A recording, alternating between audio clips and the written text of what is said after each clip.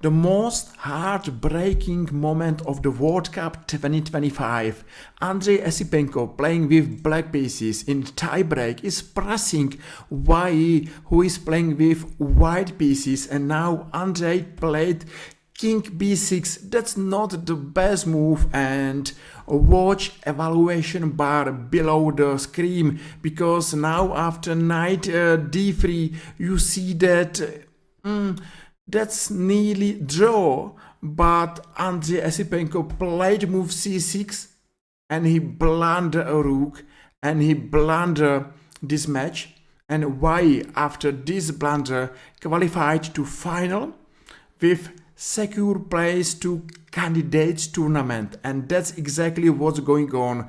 Andrei Esipenko has to fight for a third place because first three players are going to be qualified to candidates tournament. So finger crossed he will manage and he will play the candidates tournament. But let's watch this game since beginning till end, and let's see for one more time the most heartbreaking moment of the World Cup semi-final tiebreaks 2025. With white pieces is playing Wai. He is playing Italian game, and with black pieces Andrei Esipenko. So the main theory is on the board. In the meantime, I will tell you that Wai is rated 2752. and Andrei Esipenko is rated 2681. And what's the main plan of Italian game?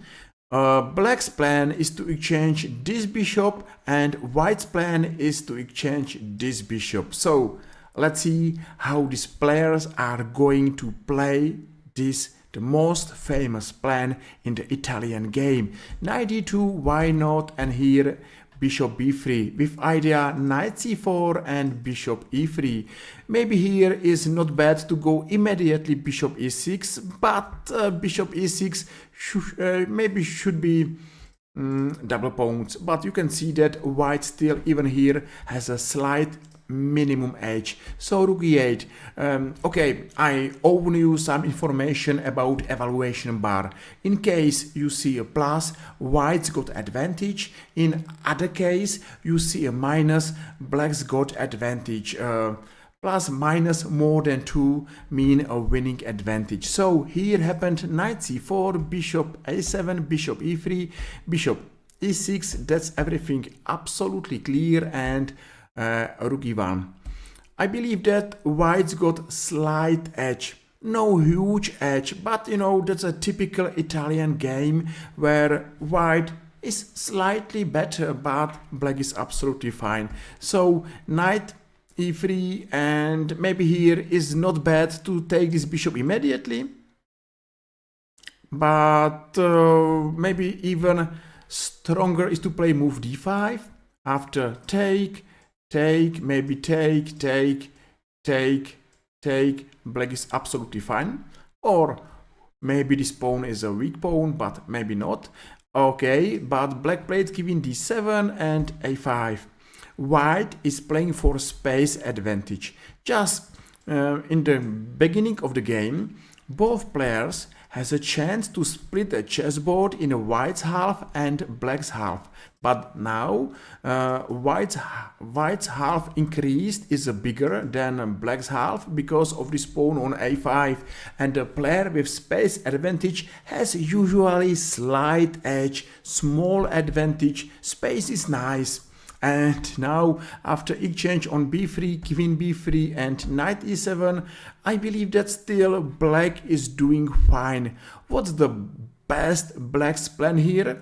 Just to play in the center, open the center, and no more difficulties. So rook d1 happened, knight g6, and here d5. d5 is there, c4, exchange on e4, and here we have open d file. That's the first danger and the first sign that the player who will take a control over d-file should have advantage. But before, Andrei Esipenko played queen c6 and now king f8. So g3, rook d8 make a sense, and exchange on d3, and here king g8. I believe that it's fair to tell you that maybe this is nearly a dead draw. Okay, no advantage for white, no advantage for black, so who is the winner of this game? But because this is a tie break, both players are playing not only on the board, but of course under time pressure, and time is here important. Let's watch a time. Black's got 7 minutes till end of the game, and the same time white around 7 minutes. So still everything is fine. Knight d2 happened and queen d7. What about this exchange? What do you think about this position? Still, it's interesting, exciting, but still with slight edge for white. Nothing special. f3 happened, b5 and king f7. It's important to be active in the endgame. It's important to make sure that everything is active. It's not healthy to play a passive position with passive pieces and just to sit and wait. So knight e3 happened, and both players are doing their best just to improve their position, just to get a target, what to attack and how to attack.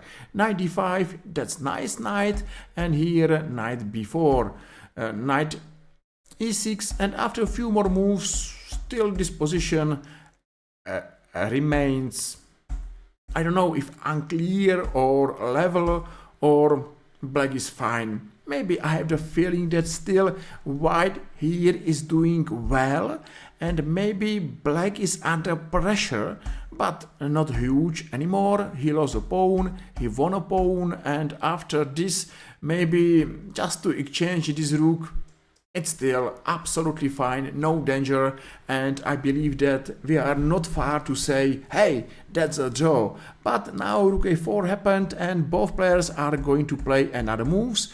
Nothing special happened, but what is important to see here that black is more active. Okay, something changed. I told you that it's important to be more active, and now black's pieces are more active, more danger, they are attacking, and here black is going to press white's position. So okay, one pawn fall down, another pawn is falling down, and we are nearly there. I think that black is going to press white's position, and it's only black who has chance to beat white with extra 2 pawns. Just watch the material imbalance, you know, 2 extra pawns, and here c6 happened. Oh my god, Andrei Esipenko blundered a rook, he blundered a dream, but it's not game over yet. Okay, now he resigned, he lost a final chance, he lost a chance to win a World Cup, but still, first 3 are going to candidates tournament, and finger crossed, Andrei Esipenko will be there. So, you saw the most heartbreaking motive of this World Cup 2025. I hope you enjoyed this video, and if yes, thank you very much for every likes, follows and comments, and see you tomorrow. Bye bye.